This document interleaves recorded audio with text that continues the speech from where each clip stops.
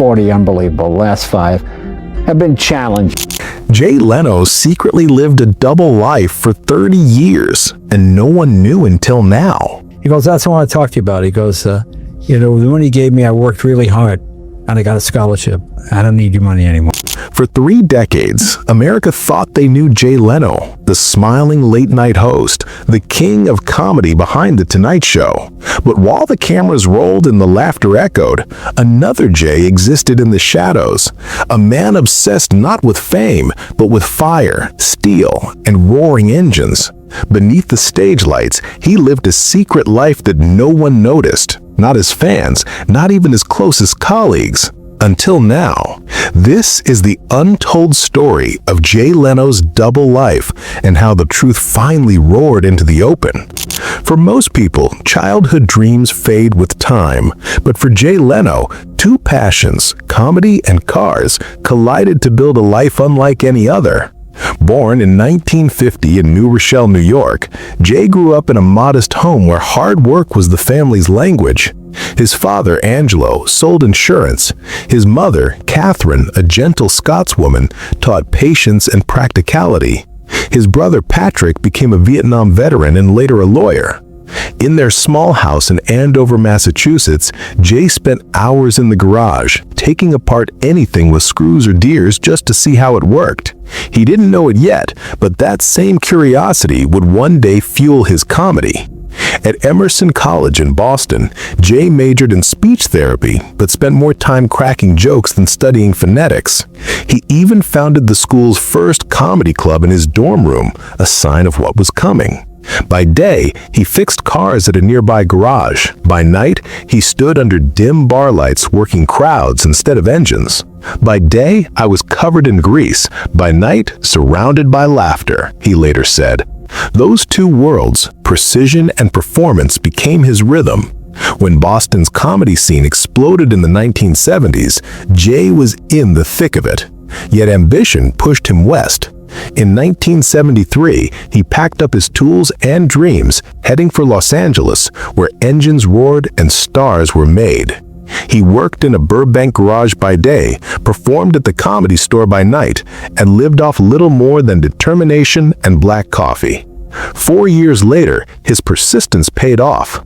On March 2nd, 1977, Jay Leno stepped onto The Tonight Show starring Johnny Carson for the first time.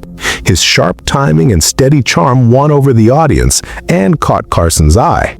That night, the mechanic-turned-comic became more than just another funny guy. He became a name America wouldn't forget. By the late 1970s, Jay Leno was quietly building the foundation of a legend. While most comedians chased fame, Jay was chasing stage time and car parts. He popped up on small TV shows, writing for Good Times and acting in Holmes and Yo-Yo, Fun with Dick and Jane, One Day at a Time, and Alice. In 1978, his big screen debut came with American Hot Wax and Silver Bears. But fame wasn't his obsession. Craft was. His comedy was sharp, simple, and familiar, like hearing your next-door neighbor tell the funniest story of his life. People didn't see a celebrity, they saw a working man with a mic. Through the 1980s, Jay's reputation grew as he filled in for Johnny Carson on The Tonight Show. NBC execs noticed what everyone else had missed. He was always early, never controversial, and relentlessly consistent. But when the lights dimmed, Jay returned to his small Burbank garage, the other half of his double life. Surrounded by grease and metal, he'd restore old cars until they gleamed again. He said fixing a car is like writing a joke. You work on it until it runs. Between 1985 and 1988, his face became a fixture on national TV. By 1986, he wasn't just a guest, he was Carson's chosen stand-in. NBC quietly began testing him for something bigger. From the smell of motor oil to the glow of studio lights, Jay Leno was stepping out of the shadows. The world was about to know his name.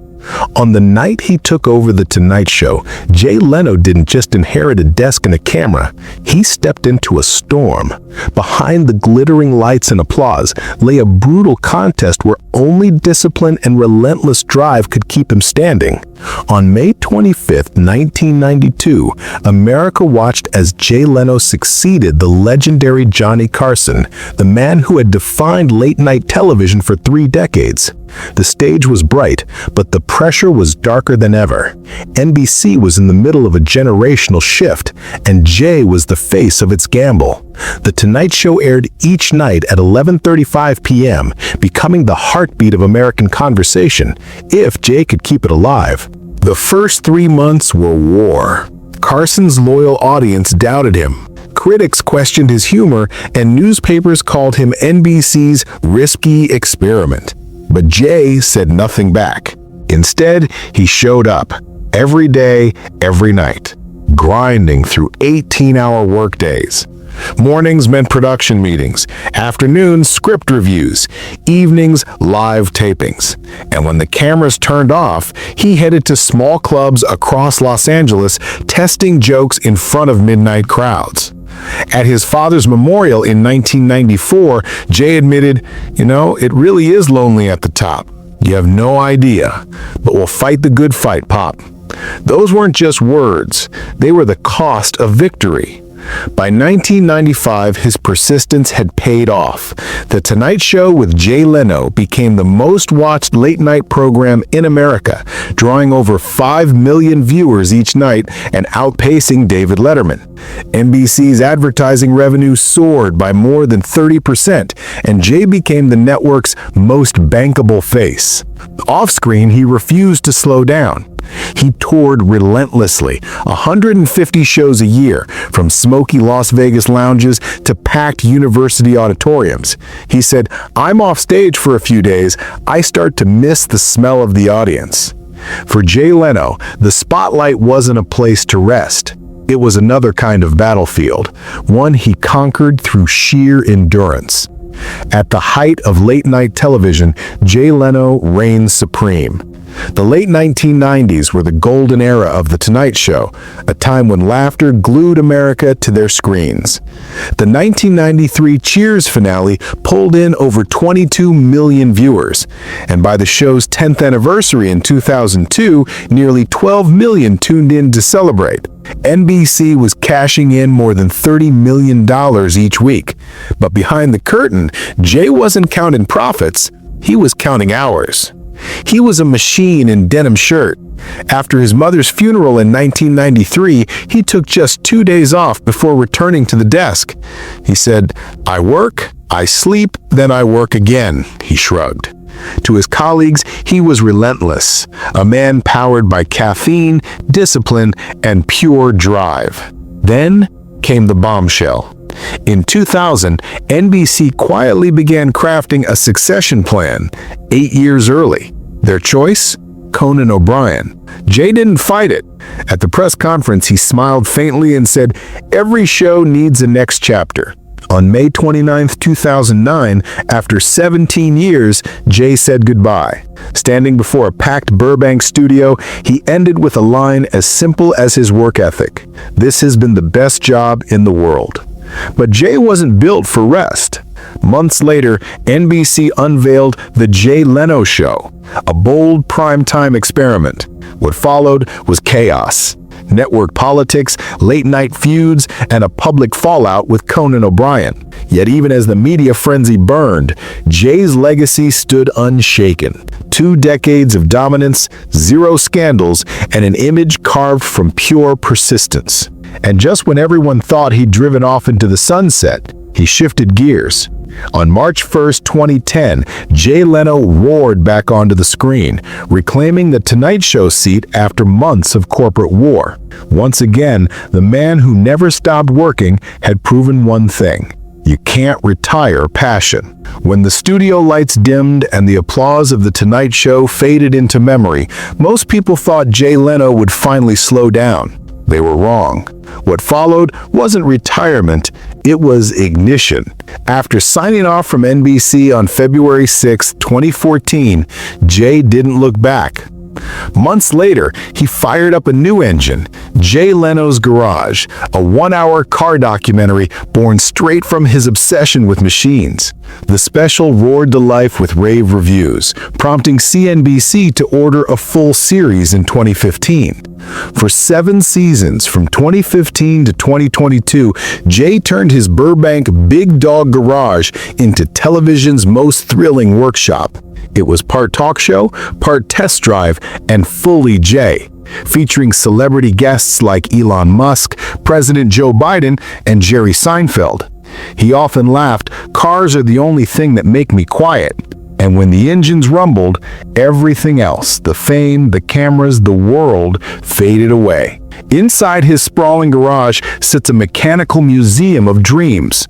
More than 180 cars and 160 motorcycles, valued at over $50 million.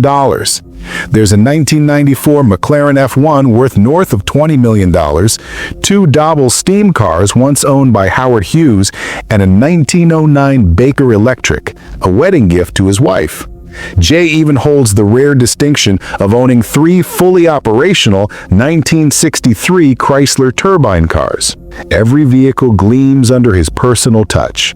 Restored by hand, documented in detail, and test-driven by Jay himself. Reporters call his garage a shrine where history meets horsepower. And beyond the cameras, Jay's passion spills into words. In his Motor Mouth column for Popular Mechanics, he dives deep into the nuts and bolts of engineering. Steam engines, hybrids, jet-powered beasts. Writing with the same curiosity that's kept his wheels spinning for decades. Because for Jay Leno, the show never really ended. It just shifted gears. He calls it simple. Fix cars by day, perform by night. But behind that plain rhythm lies a man who refuses to slow down. Jay Leno still tours across America, performing nearly 150 stand-up shows a year, a schedule that would exhaust most people half his age. To Jay, it's just routine. That's what keeps me sharp, he says. His writing and humor are as unpretentious as his lifestyle, built on experience, discipline, and mechanical precision. Offstage, his life is quiet and grounded. Jay and his wife, Mavis Leno, have been married since 1980. They never had children, but their bond runs deep. Mavis, a lifelong advocate for women's rights, serves on the board of the Feminist Majority Foundation. She is the one who taught me how to be quiet, Jay once admitted with a smile. In 1998, the couple donated $100,000 to help Afghan women, a gesture that became part of the foundation's legacy. They rarely talk about charity, but year after year, their quiet generosity fuels education programs and car museums across the country. Even in his 70s, Jay runs on a strict rhythm: 4 hours of sleep, 16 hours of work. When asked if he ever feels tired, he simply replied, "No, I'm still doing what I love. If I stop, I'll rust like an engine that never runs." But behind fame, the work seemed unstoppable. Life threw him its harshest test. In November 2022, while repairing a 1907 white steam car in his garage, a spark ignited the fuel chamber. Flames roared. Jay Leno, the man who'd never stopped moving, was suddenly engulfed, suffering second and third degree burns to his face, hands, and chest. It could have ended his story, but Jay had other plans. It started with fire. Jay Leno was rushed to the Grossman Burn Center in West Hills, his face wrapped in flames after a garage accident left him with severe burns. For 10 long days, doctors fought to save his skin, performing multiple grafts, tending to wounds that turned his trademark smile into silence. When you finally spoke, it was with a line that cut through the noise. "My face was on fire." Just 5 words, raw, simple, and terrifyingly human. Doctors credited his rapid recovery to one thing: sheer toughness. But fate wasn't finished testing him. 2 months later, in January 2023, a wire stretched across a road sent him flying off his vintage motorcycle. Broken collarbone, 2 fractured ribs, same hospital, same unshakable grin. "I cracked a few parts," he told reporters, "but the laughter's still intact." By mid-2023, when asked about his string of near disasters, Jay just shrugged. "I grew up in a garage. Accidents are normal." Within 3 weeks, he was back on stage in Las Vegas, playing to over 2,000 people, no trace of the trauma visible under the spotlight. Then came 2024. During a car test shoot in Pennsylvania, Jay slipped down an 18-meter slope, fracturing his wrist and bruising his face yet again. "Feeling good," he said later. "As long as I can work, I'm alive." That dry humor, equal parts grit and grace, said everything. The moment Jay hit the ground, his first words weren't about pain. They were about the car. "Is the car okay?" he asked, before even calling for an ambulance. That's Jay Leno in a nutshell. Loyal to the machine, calm under chaos. But while the scars from that fall would soon fade, 2024 brought wounds no repair shop could fix. That year, Jay's world shifted from roaring engines to hospital whispers. His wife, Mavis Leno, was diagnosed with progressive memory loss, a private heartbreak that became public through Los Angeles court filings. On April 1st, 2024, a judge officially granted Jay legal guardianship over Mavis's financial and medical affairs. In his filing, he wrote simply that he wanted every care decision to be made with love and absolute safety. After the hearing, reporters caught him outside. "Love," he said quietly, "is taking care of each other when one can't." Mavis's doctors described her condition as advanced dementia. She sometimes no longer recognized her husband, yet Jay kept her close, bringing her along to small events, insisting that routine kept her grounded. Even in her fading memories, he stayed beside her. By summer, Jay was back in his element, a leather jacket, a polished grin, and the hum of an engine. In a new episode of Jay Leno's Garage, he introduced a restored vintage electric car. Later that year, when journalists revisited his string of accidents, Jay just chuckled. "I don't think I've had trouble. I just fix cars. Sometimes the cars fight back." It was the kind of dry humor that had carried him through decades on stage. Doctors confirmed his bones had healed, his skin recovered, and his spirit unbroken. Now, at 75, after years of recovery and personal upheaval, Jay Leno hasn't slowed down. In 2025, his touring schedule kicked off in Florida and stretched across Connecticut, New Jersey, Nevada, and California. Nearly 170 performances in total. Crowds still packed the venues, not just for the jokes, but for the story behind the man. The one who keeps going, no matter what burns, breaks, or fades. Because for Jay Leno, survival isn't the headline. It's just part of the routine. He didn't need fancy lights or booming intros. Just a stage, a mic, and his signature line. Jay Leno would stroll out, adjust the stand, grin at the audience, and say, "I just finished fixing a car, and it didn't blow up." That was it. No theatrics, no filters. Just Jay being Jay. By 2025, Jay Leno's Garage had become more than a show. It was a living archive of his lifelong obsession. The new season leaned into the future, spotlighting electric cars and next-gen engineering. In one viral clip, Jay test drove the Cadillac Celestiq, laughing as he said, "I don't buy them all. I just keep the ones that make me happy." His delivery was calm, grounded, yet sharp with that familiar Leno wit. Another episode featured the Ford GT Hybrid tearing down the Burbank track. Jay dissected every hum, throttle twitch, and gear shift, not like a salesman, but like a craftsman explaining his art. The comments section exploded with admiration. He's not old, he's just continuing. Physically, he was still a machine. 4 hours of sleep, ice-cold water instead of coffee. No alcohol, no cigarettes, no sugar. Ever. His doctor once joked, "He's the only patient I know who never takes a day off." Jay loved that line so much, he turned it into a punchline during his stand-up gigs. With an estimated net worth of $450 million, about 10 to 15% tied up in his legendary car collection, Jay spent most of his days in his sanctuary, Big Dog Garage in Burbank. There, surrounded by gleaming metal and the scent of oil, he and his small team of mechanics kept old engines alive, one restoration at a time. When the wildfires tore through Los Angeles in January 2025, most people stayed indoors. Jay Leno didn't. He climbed into his vintage fire truck, rounded up a few friends, and spent days driving through smoke-filled streets, delivering food and water to rescue teams. No film crew, no red carpet, just Jay doing what he's always done, working with his hands. He never cared for awards or honors. "I don't like standing in front of a camera to get a trophy. I like standing in a garage doorway watching smoke rise from the exhaust."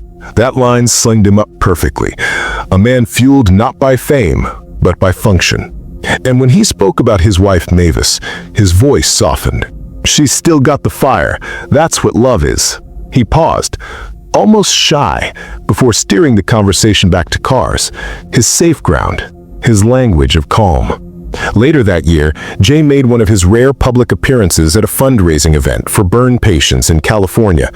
He kept his speech short, stripped of any self-praise. "They're the ones who helped me look at my face again and keep smiling," he said, pointing to the medical team that saved him. Even with a schedule packed tighter than a tool chest, Jay still found time for the car community. He hosted garage sessions for young mechanics, sharing the kind of knowledge you can't learn from a textbook. How to listen to an engine's heartbeat, how to treat a wrench like an instrument. By year-end, nothing had changed. He still performed stand-up on weekends, filmed car videos early in the week, and spent mornings tinkering in his garage. After half a century in show business, Jay Leno's life was still perfectly balanced between two worlds, the laughter of the stage and the hum of machinery. Together, they told the story of a man who never stopped doing what he loved.